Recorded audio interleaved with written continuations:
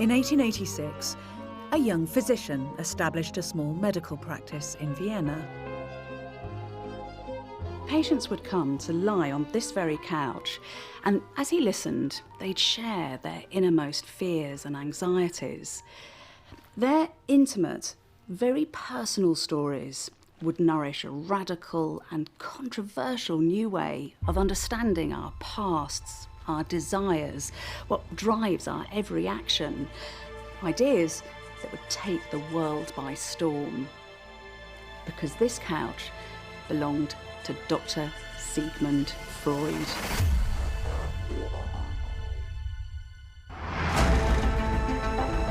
The 19th century witnessed unprecedented change.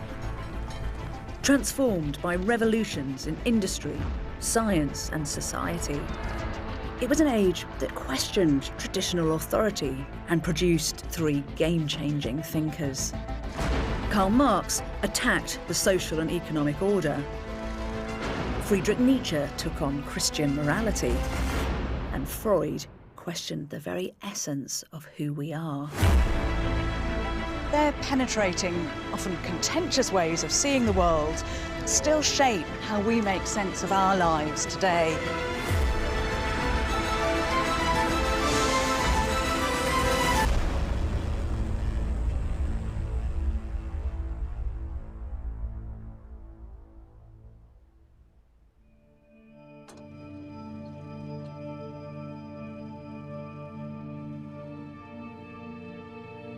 I started as a neurologist trying to bring relief to my neurotic patients. Sigmund Freud's ideas not only spearheaded a massive leap forward in how we treat illnesses of the mind, they also had a pivotal cultural impact. The freedom we take for granted today to talk openly about our deepest feelings, from sexual difference to inner demons. The slogans that power our consumer society stem in part from his ideas. From Freud, we get the notion of the unconscious mind as a reservoir of irrational, conflicting impulses. His ideas have become part of our vocabulary: penis envy, the pleasure principle, wish fulfillment, and of course, the Freudian slip. People did not believe in my facts and thought my theories unsavory. But Freud's always been controversial. For some, he's not a genius, but a charlatan obsessed with sex, whose speculative theories are impossible to prove and whose methods are positively dangerous. Resistance was strong and unrelenting. Freud's ideas still provoke intense debate today, but what's not in doubt is that his innovative mapping of the human mind challenged taboos and conventions in ways that fundamentally changed our conception of self. In the end, I succeeded. My name? Sigmund Freud. To understand how Freud's ideas evolved and how they add up, it seems appropriate to adopt an approach that Freud himself pioneered, something that we now take for granted, to look for the keys for his motivation and character by exploring his childhood experiences.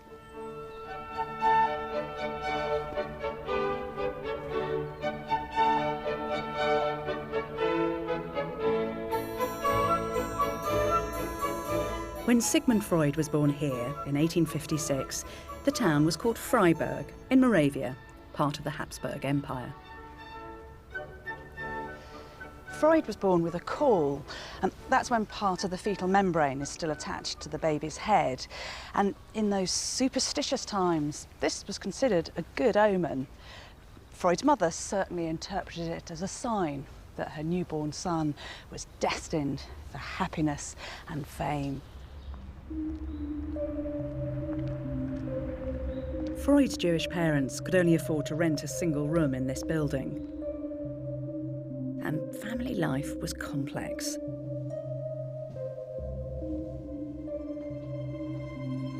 His mother was 20 years younger than his father, who'd been married before and had 2 adult sons.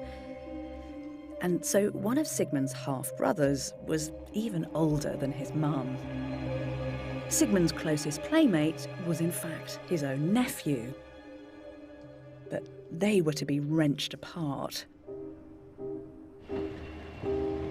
Because when Sigmund was 3, his father's small business selling wool collapsed, scattering the entire family in search of work.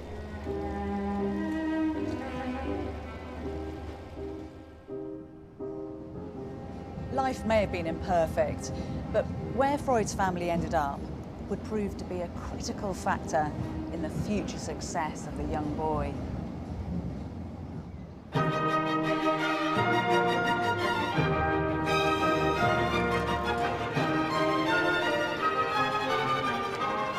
Vienna in the 1860s, imperial capital of the Habsburg Empire, was a city at the forefront of social change. The Europe-wide revolutions of 1848 had undermined aristocratic, conservative rule here, allowing a kind of edgy liberalism to flourish on the streets. There were also an unusual number of immigrants in the city, so Freud would have grown up surrounded by a cosmopolitan mix of voices and cultures. This is the Jewish district where Freud's family first lived. It was poor and overcrowded, but many capitalised on the opportunities that the city offered and quickly rose from the margins. They became newspaper magnates and bankers, academics, doctors and lawyers. Freud's parents passionately wanted the same for their clever eldest son. Of his 6 siblings, he was the only one given his own room to work in, and he topped his class for 7 years. The young Freud's intense studies seem to have fed into his self-image as someone destined for greatness. He found inspiration in ancient civilizations, in the glory that was Greece and the grandeur that was Rome. And he came to identify with powerful, heroic figures from history and literature, like Moses and Hannibal and Alexander the Great. In 1873, at the age of 17, Sigmund sought his own glory at Vienna University. Initially dabbling in philosophy and law, he was soon drawn to the university's celebrated natural scientists and their guiding light, the Englishman Charles Darwin. Darwin's remarkable, epoch-defining theory of evolution chimed with Freud's desire for kudos and celebrity. But to match up to his hero meant hours of meticulous, painstaking, not obviously glamorous laboratory work, trying to unravel the mysteries of the nervous system of fish. Freud himself said that his studies in anatomy, zoology, chemistry and botany made him a godless medical man and an empiricist. And certainly his time here nurtured a scientific worldview that never left him. If you look at this picture of him from the time, you can just imagine the precise, clinical fish dissector, a man who seems to be both neat and orderly in appearance and character. At age 25, Freud fell wildly in love with a young woman, Martha Bernays. Their early correspondence reveals an altogether different side to Freud. There's probably 1,600 letters in all. They were writing more or less every day, sometimes 2 or even 3 letters a day. Bits have been released of his letters alone, but this is the first time now that we're seeing her letters. How brilliant. So we've got Martha's voice. What's she saying? What does she write about here? Well, anything and everything. I mean, in this case, she had just sent Freud a lock of her hair to put in a little brooch, you know, as lovers do. And Freud had written back, "I hope you didn't tear it out, or did it come out when you were combing?" So here, in this letter here, she is taking him to task for his ignorance. She says, you know, you're a doctor, you have no idea of the code of love. One does not send one's lover ripped out or combed out hair. I suppose this is the first time he's had a full-blown love affair. It's his first and his only. And this is one of the things about these letters. You get an insight into Freud that you'll get nowhere else. And he's losing his control sometimes. That he really is almost on the edge of a nervous breakdown when he feels they can't go on, when he feels there's an impossible disagreement between her. She is for sweeping it under the carpet. She says, why do you wallow around in this stuff that makes us miserable? And he says, you know, you have to face it, you have to talk through it. That's fascinating. So it's almost like we've got Freud, the proto-psychoanalyst here. Yes. I mean, the psychoanalytic dictum is say everything that's on your mind, don't censor, don't repress. It's there already. Martha had opened Freud's eyes to a world of demanding human emotion, and the financial pressures of their engagement saw him casting around for opportunities beyond the lab. Eventually, he abandoned his research career to study medicine. And one day, when he was reading a medical journal, he came across something that he was convinced would make his name.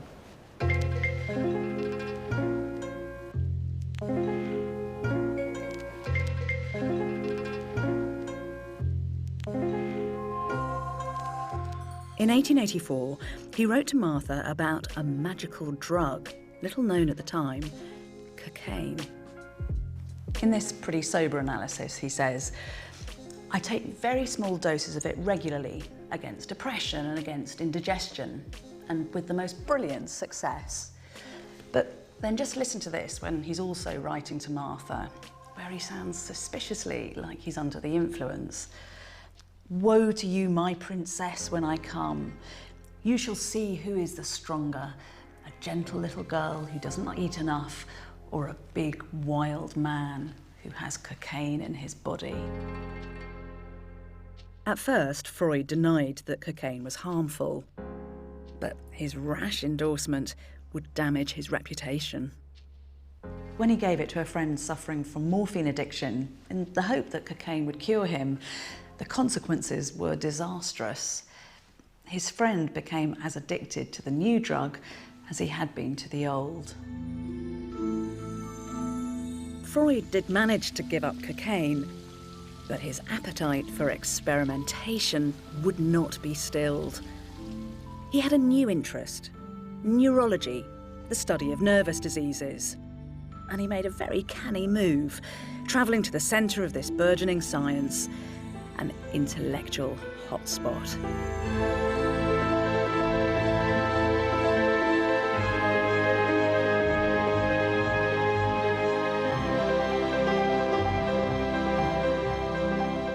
This is Salpêtrière, in Freud's day, a kind of medical poorhouse, a bleak dumping ground for some 5,000 women, many of whom were diagnosed as hysterical. Hysteria, from the Greek word for womb, was a mysterious condition that was thought to afflict women from the ancient world onwards. Really, it was just a catch-all diagnosis for all kinds of nervous symptoms, from fits and paralysis to anxiety and headaches. And for centuries, it was a dangerous tool in the hands of male doctors who were trigger-happy in diagnosing women as hysterical, to the point where they incarcerated perfectly sane individuals in hospitals and asylums.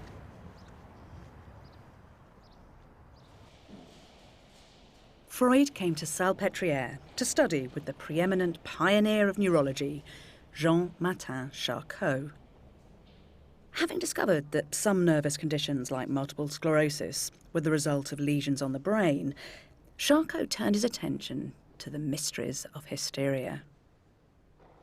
Charcot approaches hysteria more scientifically and more seriously and doesn't think of it as simply a woman's ailment. And he sees distinct phases. He talks about the epileptoid phase, a tonic phase, a fit. And the fit was epileptic rigidity. He then talks about clonic phase, or the clown phase, where these huge thrashing movements take place. So he's identified these different phases. What kinds of methods is he using to kind of further his scientific inquiry? Well, Charcot uses hypnosis to diagnose hysteria. He thinks that if women are susceptible and men are susceptible to hypnosis, that's probably a sign that they do have hysteria. But he also uses hypnosis in his great public lectures, to which, you know, all of Paris comes. Getting a ticket to go to one of Charcot's public lectures is like going to the best play in London. So the patients were on display in these public lectures? The patients were on display, and under hypnosis they will begin to walk, and they will talk, and they will effectively do what the medic asks of them. So we know that Freud's there, he's in the audience, he's one of Charcot's pupils. Do we know what kind of an impact this had on Freud? Well, I think it has an immense impact. He begins to see that there are different forms of thinking and activity going on in the human mind simultaneously. And that there are whole areas of the human mind that are there ready to be plumbed. Freud returned to Vienna aged 29, full of new ideas and career plans. But things certainly weren't easy for Freud. When he first opened his practice in this apartment block in 1886, business was depressingly slow. Sometimes he couldn't even afford a cab to make house calls, and he could only marry Martha in the same year thanks to gifts and loans from friends. One of Freud's principal benefactors was the eminent physician Joseph Breuer. Like Freud, Breuer was curious about the scientific mysteries of hysteria. One of his old patients stood out. Breuer had treated a highly intelligent young woman from an affluent Jewish family called Bertha Pappenheim, giving her the pseudonym Anna O. She experienced hallucinations and suffered from partial paralysis. At times, she could only speak English. She appeared to have a split personality. Now, Anna's case really fascinated Freud, partly because of her extreme symptoms, but also because of the innovative way that Breuer treated her.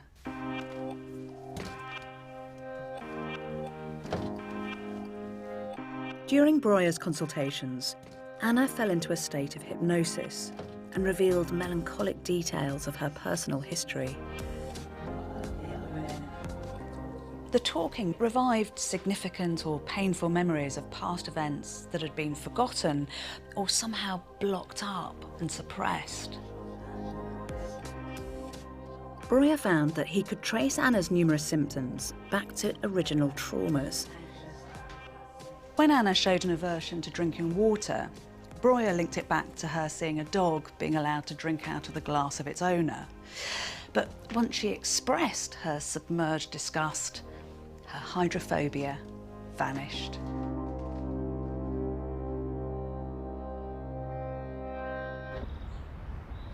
Freud realised that Breuer might have stumbled upon not just an explanation, but a cure for hysteria. Working from new, larger premises at number 19 Berggasse, he began to apply Breuer's cathartic treatment to his own neurotic patients. But Freud had a problem. He just couldn't hypnotise all of his patients. So he smartly turned a failing into a virtue and developed his own version of a talking therapy.